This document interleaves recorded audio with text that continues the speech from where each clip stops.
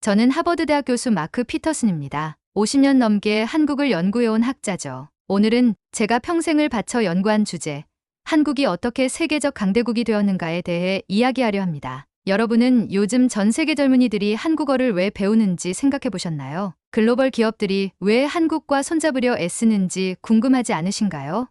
그 이유를 알려드리겠습니다. 저는 지금으로부터 약 58년 전인 1965년 처음 한국 땅을 밟았습니다. 당시 한국은 전쟁의 폐허 위에 서 있었어요. 서울의 거리는 가난함으로 가득했고 사람들의 눈빛에는 절망과 희망이 공존했죠. 미국 대학생이었던 저는 그저 이국적인 나라를 방문한다는 호기심만 품고 있었습니다. 이 나라가 언젠가 세계를 이끄는 나라가 되리라고는 상상도 할 수 없었어요. 그 당시 한국의 1인당 국민소득은 고작 $105였습니다. 가나나 케냐보다도 낮은 수준이었죠. 하지만 지금 한국은 어떤가요?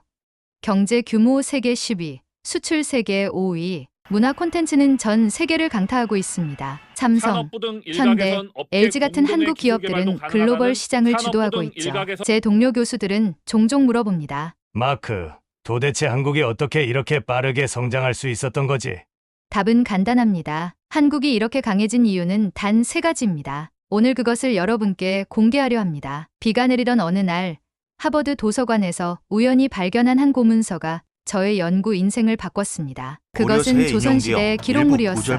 그 속에서 저는 놀라운 비밀을 발견했습니다. 한국인들의 DNA에는 세계를 지배할 수 있는 특별한 요소가 있었던 것이죠. 여러분이 매일 당연하게 여기는 것들 속에 놀라운 힘이 숨어 있습니다. 그 힘이 어떻게 한국을 세계적 강대국으로 만들었는지 이제부터 하나씩 파헤쳐 보겠습니다. 저의 50년 연구를 통해 밝혀낸 한국의 숨겨진 강점, 그 놀라운 이야기에 귀 기울여 주시기 바랍니다. 1965년 여름, 19살이었던 저는 교환학생으로 한국에 왔습니다. 인천항에 도착했을 때의 첫 인상이 아직도 생생합니다. 거리는 먼지투성이었고 건물들은 낡았으며 사람들의 옷은 허름했죠. 전쟁의 상처가 아직 채 아물지 않은 나라였습니다. 이 나라가 정말 발전할 수 있을까? 처음에는 의문이 들었어요. 하지만 제 생각은 곧 바뀌었습니다. 어느 날 저녁, 서울의 작은 골목을 걷던 중 허름한 서점 하나를 발견했죠. 그 안을 들여다보니 놀라운 광경이 펼쳐졌습니다. 촛불 아래에서 책을 읽는 학생들이 있었어요. 그들의 눈빛은 열정으로 가득했습니다. 사는 게 힘든 시절임에도 지식에 대한 갈증은 그 어떤 나라보다 강렬했죠. 선생님, 이 책은 언제 다시 들어올까요? 한 학생이 서점 주인에게 물었습니다. 다음 주에 몇 권 더 구할 수 있을 거야. 그때까지 기다려. 저는 그 대화를 듣고 깊은 감동을 받았습니다. 물질적으로는 가난했지만 정신적으로는 부유한 나라. 이것이 제가 본 진짜 한국이었죠. 대학가의 모습은 더욱 인상적이었습니다. 학생들은 밤늦게까지 도서관에서 공부했고 토론 동아리에서는 열띤 논쟁이 이어졌어요. 미국 개학과는 완전히 다른 분위기였습니다. 이 나라는 반드시 성장할 것이다. 지식에 대한 이런 갈망이 미래를 바꿀 것이다. 그날 밤 저는 일기장에 이렇게 적었습니다. 그리고 한국을 본격적으로 연구하기로 결심했죠. 귀국 후 저는 동아시아학을 전공하며 한국어를 집중적으로 공부했습니다. 교수님들은 의아해했어요. 당시에는 일본이나 중국을 연구하는 것이 주류였거든요. 하지만 저는 확신했습니다. 한국은 숨겨진 보석 같은 나라였어요. 1970년대부터 저는 정기적으로 한국을 방문하며 변화를 지켜봤습니다. 거리는 점점 현대화되었고 공장들이 들어섰으며 사람들의 옷차림도 달라졌죠. 무엇보다 배움에 대한 열정은 더욱 강해졌습니다. 한국인들의 그 독특한 에너지, 미래를 향한 끊임없는 도전, 그리고 지식에 대한 존경심. 이것이 제가 발견한 한국의 숨겨진 저력이었습니다. 이러한 요소들이 결합되어 오늘날의 강대국 한국을 만들어냈다고 확신합니다. 저의 한국 연구가 깊어질수록 놀라운 사실들이 하나둘 발견되었습니다. 그중 가장 충격적인 발견은 금속 활자와 관련된 것이었어요. 1985년 저는 프랑스 국립도서관에서 한 귀중한 자료를 접하게 되었습니다. 바로 직지심 여러 체호절이었죠. 경전과 법문에 실린 내용 가운데 1377년 좋은 구절만 천중 뽑아 덕사에서 편집한 금속 불교 활자로 서적으로 인쇄된 것으로 현존지는 서양에서 여러 구텐베르크가 경전과 법문에 금속 실린 활자를 내용 가운데 발명했다고 좋은 알려진 구절만 뽑아 편집한 1455년보다 불교 무려 서적으로 78년이나 앞선 현존지는 것이었습니다. 여러 서양 역사책에는 왜 이런 사실이 제대로 기록되어 있지 않은 걸까? 저는 충격을 받았습니다. 더 놀라운 것은 직지심 체여절보다도 더 오래된 금속 활자, 인쇄물인 상정고금의 문천 234년의 기록이 있다는 사실이었죠. 한국은 세계 인쇄술의 역사를 다시 써야 할 정도로 앞서 있었던 것입니다. 프린스턴 대학에서 열린 학회에서 이 사실을 발표했을 때 많은 서양 학자들이 의심의 눈초리를 보냈습니다. 그것을 증명할 수 있나요? 피터슨 교수? 저는 자신 있게 대답했습니다. 유네스코 세계기록유산에 등재된 직지 심체 요절이 그 증거입니다. 금속 활자는 단순한 기술이 아니었습니다. 그것은 지식의 대중화, 정보의 확산, 문명의 발전을 이끈 혁명이었어요. 조선시대 금속 활자로 인쇄된 책들이 전국 서원과 향교에 보급되면서 한국은 당시 세계에서 가장 높은 식자율을 자랑했죠. 이런 정밀한 금속 주조 기술은 오늘날 한국의 반도체, 배터리, 디스플레이 산업에서도 이어지고 있습니다. 삼성전자의 나노미터급 반도체 공정, LG화학의 고효율 배터리 기술, 이 모든 것들은 금속 활자에서 시작된 한국인의 정교한 기술 DNA가 진화한 결과입니다. 2010년 일본의 유명한 기술사학자 다나카 교수가 저에게 물었습니다. 마크, 어떻게 한국은 이렇게 정밀 기술에 강한 걸까요? 저는 웃으며 대답했습니다. 다나카 교수님, 그것은 800년 전 시작된 이야기입니다. 금속활자라는 혁신은 단지 책을 찍어내는 기술이 아니었습니다. 그것은 지식을 모든 사람과 공유하려는 한국인의 철학이자 세세한 부분까지 완벽하게 구현해내는 장인 정신의 표현이었죠. 이러한 정신이 현대 한국의 기술 강국 DNA를 형성한 첫 번째 이유입니다. 1975년 저는 세종대왕이 한글을 창제한 이유와 그 원리에 대해 깊이 연구하기 시작했습니다. 그리고 충격적인 사실을 알게 되었죠. 한글은 단순한 문자가 아닌 과학적 원리에 기반한 완벽한 설계물이었습니다. 세종대왕은 1443년 획기적인 선언을 했습니다. 백성들이 쉽게 배우고 사용할 수 있는 문자를 만들겠노라. 당시 한국에서는 중국의 한자를 사용했습니다. 하지만 한자는 배우기 어려워 양반 계층만 읽고 쓸 수 있었죠. 세종대왕은 이런 불평등을 해소하고자 했습니다. 3년간의 연구 끝에 탄생한 것이 바로 훈민정음,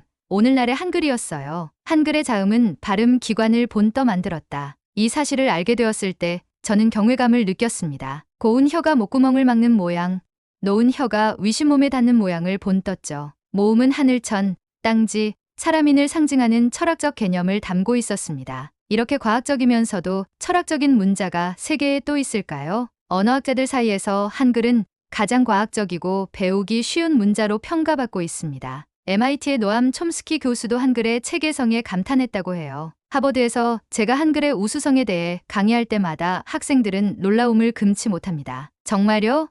그럼 한글은 인공지능 시대에 가장 적합한 문자인 거네요. 맞습니다. 21세기 디지털 시대, 한글은 그 증가를 더욱 가려하고 있습니다. 명확한 발음 체계, 논리적인 조합 원리, 간결한 구조는 음성인식과 자연어 처리에 이상적이죠. 구글과 마이크로소프트의 AI 연구팀에서도 한글의 구조를 연구한다는 사실 알고 계셨나요? 세종대왕이 한글을 만든 목적은 단순했습니다. 백성을 위한 문자를 만드는 것. 하지만 그 영향력은 상상을 초월했습니다. 한글은 한국의 식자율을 높였고 지식의 대중화를 이끌었으며 결과적으로 창의적 사고의 기반을 마련했습니다. 한글이 한국인의 사고방식과 창의성에 어떤 영향을 미쳤는지는 오늘날 한국의 혁신적인 기업들과 문화 콘텐츠를 보면 알 수 있습니다. 논리적이면서도 예술적인, 체계적이면서도 자유로운 이 특성이 한국을 강대국으로 만든 두 번째 이유입니다. 1980년대 초반, 저는 서울의 한 고등학교를 방문한 적이 있습니다. 밤 11시가 넘은 시간이었지만 교실은 여전히 학생들로 가득했죠. 그들은 다음 날 시험을 준비하고 있었습니다. 왜 이렇게 늦게까지 공부하나요? 저는 한 학생에게 물었습니다. 교수님, 제가 공부해서 좋은 대학에 가면 부모님이 행복해 하실 거예요. 그게 제가 부모님께 보답하는 방법이죠. 그 학생의 대답에서 저는 한국 교육열의 진정한 뿌리를 발견했습니다. 그것은 단순한 출세 욕구가 아닌 가족에 대한 사랑과 책임감이었어요. 한국 교육열의 역사적 배경은 조선시대 과거제도로 거슬러 올라갑니다. 과거 시험을 통과하면 신분에 관계없이 관료가 될 수 있었죠. 이 제도는 한국인들에게 공부하면 인생이 바뀐다는 믿음을 심어주었습니다. OECD 통계에 따르면 한국은 교육 투자율이 세계 최고 수준입니다. GDP의 상당 부분을 교육에 투자하고 있죠. 대학 진학률은 세계 1위, 학업 성취도 역시 최상위권입니다. 하지만 더 놀라운 것은 한국인들의 평생학습 열정입니다. 직장인들이 퇴근 후 어학원에 가고 은퇴한 노인들이 노인대학에서 새로운 지식을 배우는 모습은 다른 나라에서 찾아보기 힘든 광경이죠. 2015년 세계경제포럼에서 한 스위스 교육학자가 저에게 물었습니다. 피터슨 교수님, 한국의 교육열은 지나친 것 아닌가요? 저는 이렇게 대답했습니다. 교육에 대한 열정은 결코 지나칠 수 없습니다. 그것이 한국을 강대국으로 만든 원동력이니까요. 삼성, 현대, LG와 같은 세계적인 기업들의 성공 뒤에는 우수한 인재들이 있습니다. 그들은 치열한 교육 경쟁 속에서 성장한 인재들이죠. 한국의 창업 생태계가 활발한 것도, K-팝 아이돌들이 완벽한 퍼포먼스를 보여주는 것도 모두 끊임없이 배우고 연습하는 문화에서 비롯됩니다. 교육에 대한 한국인의 열정은 단순히 학교 교육에 그치지 않습니다. 그것은 새로운 것을 배우고 도전하고 더 나은 미래를 만들려는 끊임없는 노력의 일부입니다. 이것이 한국을 강대국으로 만든 세 번째 이유입니다. 2010년대 초반까지만 해도 한국어는 세계적으로 배우는 사람이 많지 않은 언어였습니다. 하지만 지금은 어떤가요? 놀랍게도 전 세계 1,000만 명 이상이 한국어를 배우고 있습니다. 프랑스어, 일본어를 제치고 가장 많이 배우는 외국어 TOP3에 진입했죠. 2019년 저는 뉴욕의 한 한국어 학원을 방문했습니다. 학생들에게 왜 한국어를 배우는지 물었어요. BTS의 노래 가사를 이해하고 싶어요. 한 10대의 소녀가 대답했습니다. 한국 드라마를 자막 없이 보고 싶어요. 30대 남성의 대답이었죠. 글로벌 비즈니스에서 한국어 능력은 큰 장점이에요. 비즈니스 전공대학생이 말했습니다. 이 대답들에서 한국의 소프트 파워가 얼마나 강력해졌는지 실감했습니다. 세계 각국의 젊은이들이 한국 문화를 사랑하고 한국어를 배우고 한국 제품을 사용하고 있어요. 이것이 바로 진정한 강대국의 모습이 아닐까요? 글로벌 기업들이 한국어 사용자를 우대하는 이유도 있습니다. AI 시대의 한글은 가장 효율적인 문자로 주목받고 있기 때문이죠. 구글, 아마존, 마이크로소프트 같은 기업들은 한글의 구조를 연구하며 자연어 처리 기술을 발전시키고 있습니다. 미국 실리콘밸리의 한 AI 연구소 책임자는 이렇게 말했습니다. 한글은 디지털 시대에 가장 최적화된 문자입니다. 그 논리적 구조가 AI 개발에 큰 도움이 되고 있죠. 2023년 한 연구에 따르면 한글의 체계적 구조는 음성 인식과 번역, 알고리즘 개발의 이상적인 모델이 된다고 합니다. 이것이 IT 기업들이 한국어 전문가를 적극적으로 채용하는 이유 중 하나죠. 하버드 학생들 중에서도 한국어를 배우는 숫자가 급증하고 있습니다. 10년 전만 해도 소수였던 한국어 수업이 이제는 정원이 꽉 차서 추가 수업을 개설할 정도가 되었어요. 한국어를 배우는 것은 단순히 언어를 습득하는 것 이상의 의미를 갖습니다. 그것은 한국의 사고방식, 문화적 가치, 그리고 창의성을 이해하는 열쇠입니다. 그리고 이제 그 열쇠는 세계 무대에서 성공하기 위한 중요한 도구가 되고 있습니다. 2012년 강남 스타일이 전 세계를 강타했을 때 많은 서양 학자들은 이것을 일시적인 현상으로 치부했습니다. 하지만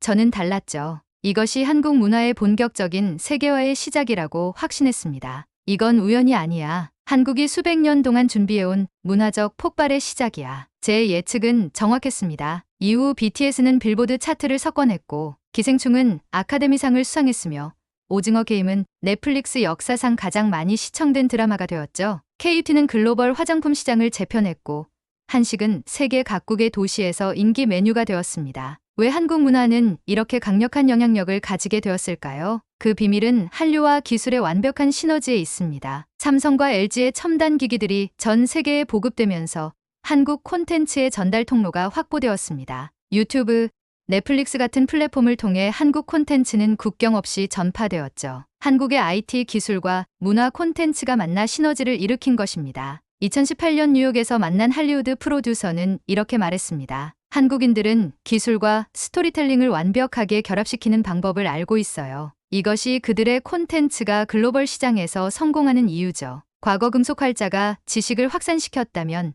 오늘날 한국은 문화를 통해 세계를 사로잡고 있습니다. K-팝 아이돌들의 완벽한 퍼포먼스, K-드라마의 감동적인 스토리라인, 한국 영화의 창의적인 연출, 이 모든 것들은 한국인의 창의성과 장인정신의 산물입니다. 더 놀라운 것은 이 문화적 영향력이 경제적 이익으로도 이어진다는 점입니다. 한류로 인한 경제적 효과는 연간 수십조 원에 달합니다. BTS 한 그룹만으로도 한국의 GDP에 수조 원을 기여하고 있죠. 일본 도쿄대학의 문화인류학 교수는 저에게 이렇게 말했습니다. 피터슨 교수님, 한국은 문화를 수출하는 새로운 모델을 만들어냈어요. 이것은 21세기 소프트 파워의 새로운 형태입니다. 그렇습니다. 한국은 단순히 제품을 수출하는 것을 넘어 문화와 라이프 스타일을 수출하는 나라가 되었습니다. 이것이 한국이 진정한 강대국으로 인정받는 이유입니다. 저는 50년 넘게 한국을 연구하면서 한 가지 확신을 갖게 되었습니다. 한국은 2030년경 문화, 기술, 경제 모든 면에서 세계 최고의 국가가 될 것이라는 사실입니다. 왜 그렇게 확신하시나요? 피터슨 교수님, 콜롬비아 대학에서 열린 강연에서 학생들이 자주 묻는 질문입니다. 제 대답은 간단합니다. 한국의 혁신 DNA는 멈추지 않기 때문입니다. 지금 한국은 인공지능, 로봇공학, 재생에너지, 바이오의학 등 미래 산업의 선두에 서 있습니다. 세계경제포럼은 한국을 4차 산업혁명을 이끌 국가 중 하나로 꼽았죠. 삼성, 현대, LG, SK와 같은 기업들은 미래 기술 개발에 수십조 원을 투자하고 있습니다. 통계를 보면 더욱 명확해집니다. 한국의 R&D 투자는 GDP 대비 세계 1위 수준입니다. 특허 출원 건수는 인구 대비 세계 최고죠. 인터넷 속도, 스마트폰 보급률 등 디지털 인프라는 이미 세계 최고 수준에 도달했고요. 하지만 제가 한국의 미래를 낙관하는 더 중요한 이유는 바로 위기 극복 능력입니다. 한국은 IMF 외환위기, 글로벌 금융위기, 코로나19 팬데믹 등 수많은 위기를 세계에서 가장 빠르게 극복했습니다. 이런 저력은 어디서 나올까요? 위기가 올 때마다 한국인들은 서로를 믿고 함께 일어섰습니다. 1998년 외환위기 때 금 모으기 운동을 기억하시나요? 시민들이 자발적으로 금을 내놓아 국가 위기를 극복하려 했죠. 2020년 코로나19 때는 전 세계가 한국의 신속한 대응과 시민의식에 감탄했습니다. 자연재해, 경제위기, 전염병 등 어떤 위기가 오더라도 한국은 이를 기회로 바꾸는 놀라운 능력을 갖고 있습니다. 이것이 제가 한국의 미래를 확신하는 가장 큰 이유입니다. 2023년 호주 시드니 대학 국제관계학과의 제임스 윌슨 교수와 대담할 기회가 있었습니다. 윌슨 교수는 이렇게 말했어요. 피터슨 교수님, 한국은 지금 세계 질서의 새로운 중심으로 부상하고 있습니다. 그들의 혁신 능력과 문화적 영향력은 앞으로 더욱 강해질 것입니다. 저는 전적으로 동의했습니다. 한국의 영향력은 기술, 경제를 넘어 이제 국제 정치와 글로벌 거버넌스의 영역으로 확장되고 있습니다. UN 사무총장을 배출했고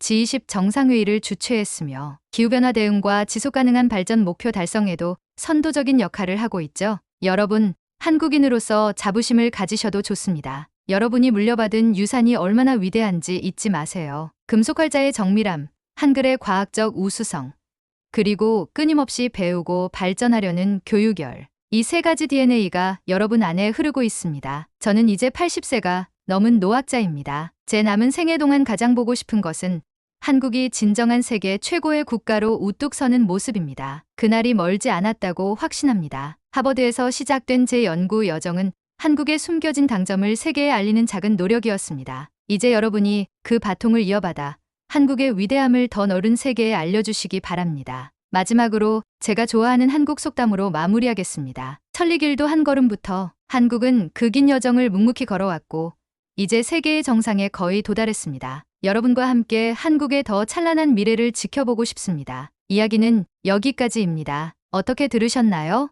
여러분의 구독과 좋아요, 알림 설정은 저희에게 큰 힘이 됩니다. 끝까지 시청해 주셔서 감사합니다. 지금까지 감동 도깨비였습니다.